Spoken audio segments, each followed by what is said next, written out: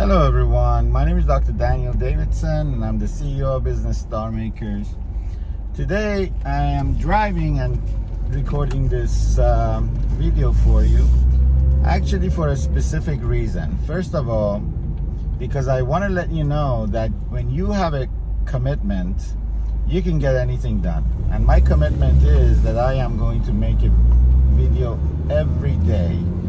And one of the excuses that often we make is I don't have the time, right? That's one of the most common excuses, that anytime we make a commitment or we are about to make a commitment, whatever that is either we don't have the time or we don't have the money or something like that. You know, we come up with some kind of excuse so we can have an out. And time usually is a good one. It's a good excuse because, you know, everybody is like, you know, we got 24 hours a day and I can use that excuse to get away with it. The second best one is money. I don't have the time, I don't have the money. So you could sort of get yourself out of almost any commitment. But I just want to let you know that you can pretty much almost get the time to do a whole lot of things if you truly wanted to. So, including the time you're spending in the car. You could spend the time learning things, as I do. You could get the time to make videos. You could get the time to do a lot of your work safely. And when you get to have a whole lot of money, you could sit in the back seat, have someone drive you, or have an auto drive vehicle, which I plan on having. So you can get a lot of work done. If you have the commitment to do something, you can get it done. Trust me. All my life, I've figured it out, okay? So the idea that I don't have the time and I don't have the money usually doesn't really fly with me. And with most leaders, it does not fly. But let me actually, the second point of this video is a concept that I wrote a book about in 2006, which is called the Deathbed Inventory, okay? The Deathbed Inventory is the greatest concept that I have been able to discover and come up with, and I think that it's not really the concept that's so out of this world and probably is not unique to me, but anyway, I call it the Deathbed Inventory. Probably other people have called it whatever, I don't know, but anyway, it's a concept I use all the time when I'm about to make a huge decision and whether I want to do something or not, and I call it the Deathbed Inventory, and that's what I wrote the book and called it, okay? And the concept of Deathbed Inventory is whenever you want to make a huge decision, okay, and you're not sure if really you want to do it or not, okay, you're sort of almost sure but you're not 100% sure,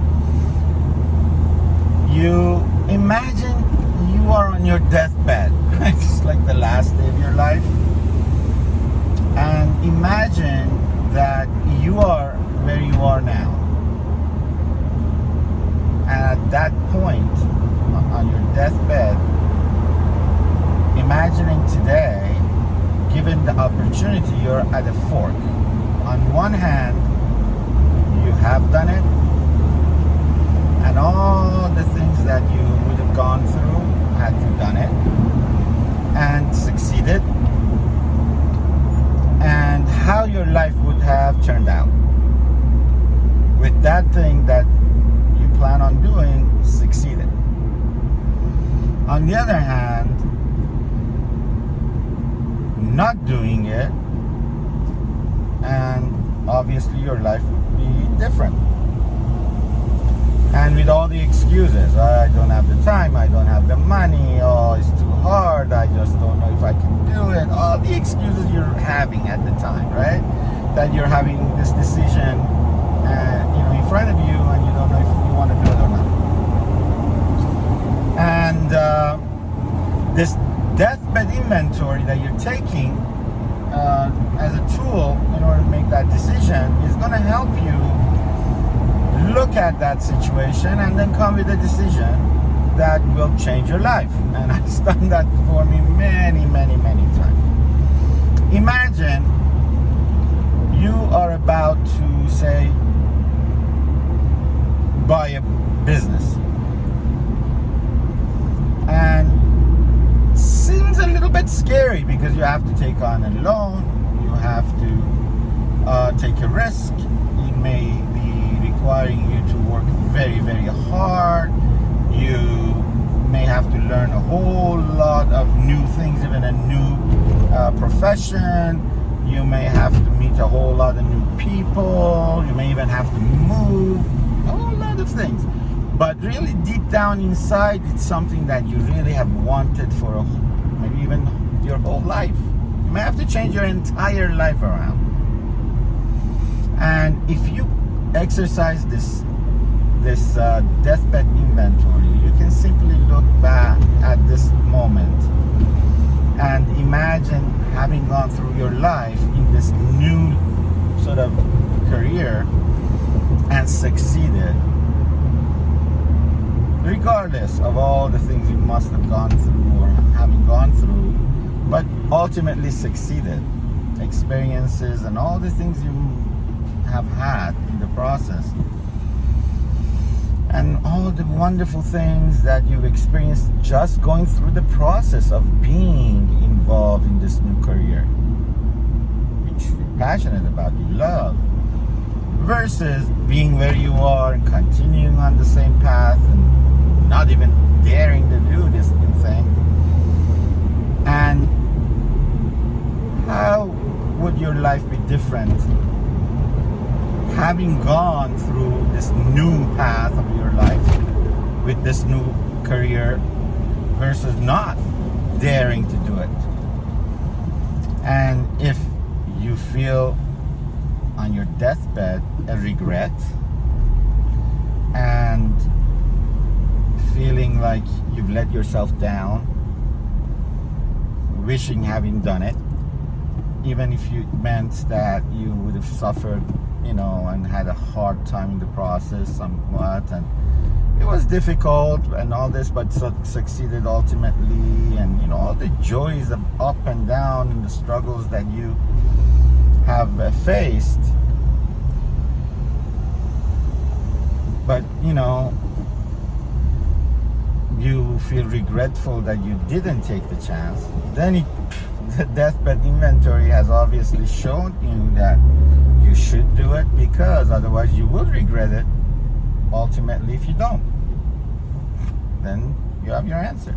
Hey, let's do this, because I don't want to regret it later, and obviously I may never get a chance to do it again. And if you don't do it right the first time, and you have the chance to do it all over again, right? Listen, number God knows what. Okay, so now, if you don't have the chance, if you don't do it right the first time, and you have the chance to do it all over again. Okay, so now, imagine you are an eagle. You're meant to fly.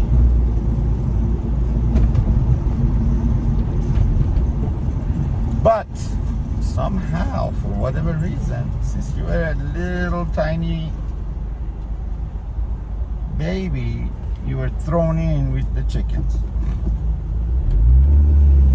And you're in a coop. You can't get out. So you're watching all these chickens pick these,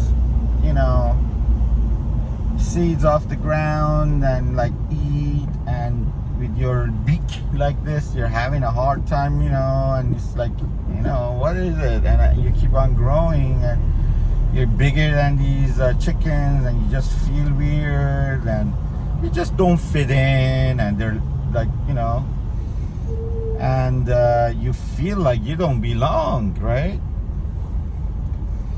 And one day they let all the chickens, including you, out.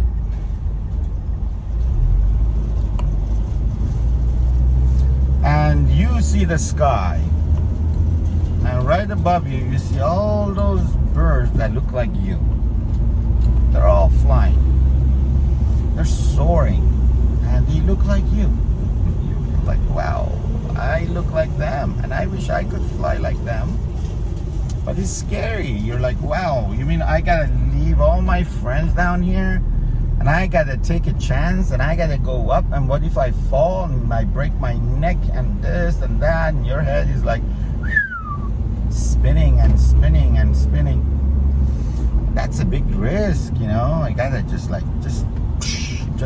take off, and in the meanwhile, you know, the owner of the farm is coming to throw you back into the coop, and you're gonna end up being back there for God knows how long. You gotta decide. Are you gonna fly, or are you gonna go back in the coop and be a chicken? Now here you are, an eagle, right? Regal, amazing, have all this potential. You're seeing the others that are flying and just soaring and having an amazing time, and you're just feeling the wind under your wings, but you know, it's a decision, it's risky. You know, as weird as it is, you feel out of place, you gotta take a chance, but you gotta dare. So, what are you gonna do? Are you gonna dare? Or are you gonna just stay safe and stay in that little corner and stay a chicken? So, are you gonna fly, or you're gonna be a chicken? That's a question for you. Are you gonna fly or stay a chicken? Huh? Gotta answer that for yourself. That was a question for you. You know, I've answered that over and over again. I've flown, and you know what? I've fallen many times. In fact, I broke many bones. And you know, many times I fell. I didn't fall on the ground. I went under the ground. Under the ground.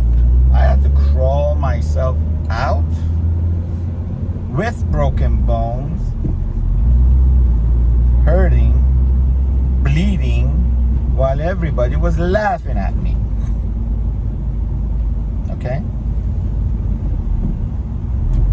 Accusations, you know, reputation issues, everything you can imagine, okay? All the things that happens when you take a risk and do all the things that you've always dreamt of. And when you are a leader, when you dare to do what you dare to do, and you're human, and obviously we make mistakes, we do things wrong, we do things the best we can, but sometimes it doesn't turn out the best you want it to turn out. We're human, okay? Nobody's God and nobody's perfect, just like Jesus said, okay? Right? Let the one that has never made a mistake throw the first stone. But the problem is, as soon as you make a mistake, everybody wants to just crucify you and stone you to death. That's the problem, okay? Nobody's forgiving here. Okay, so they definitely would be happy to crucify you and stone you to death. So be prepared. If you're gonna fly, definitely they're ready to shoot you down, because they don't, a lot of people don't dare to fly, but they're ready to shoot you down, because it's like, how dare you fly? So they like you to stay down there with them, okay? They like chickens because they like you to stay right down there, okay? But hey, I'd rather get shut down and experience the glory of flying than never daring to fly, okay? That's number one. Number two, right up there are a whole lot of others who are flying and daring to fly, and some of them are pretty successful. So you get to learn how to be among the leaders as well, but you gotta, unless you dare to fly, you'll never get the chance, okay? So this is not one of those things that you could learn, reading a book.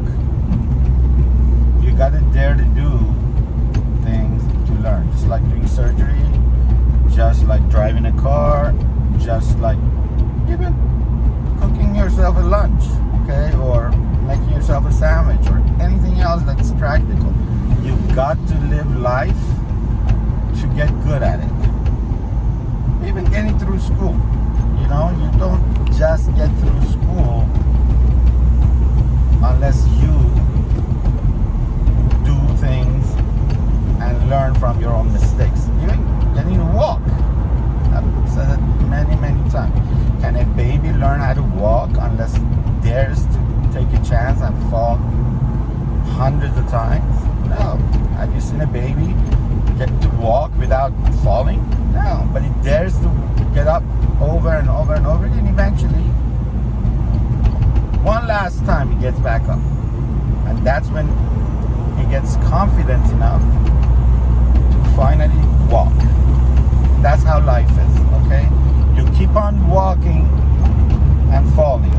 You keep on getting back up until that last time that you become good at what it is you chose to do, okay? And then you become, in fact, so good at it that you become the master. You become the leader. And hey, everybody looks up to you. And that's what it takes. But you gotta dare to try. If you don't dare to try, you never ever know what it feels to be the master and the leader in that field which you are looking forward to being a part of.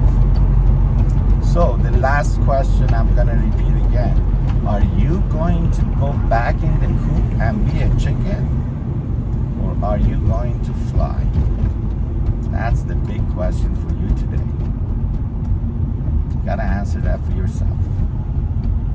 Nobody can answer it for you.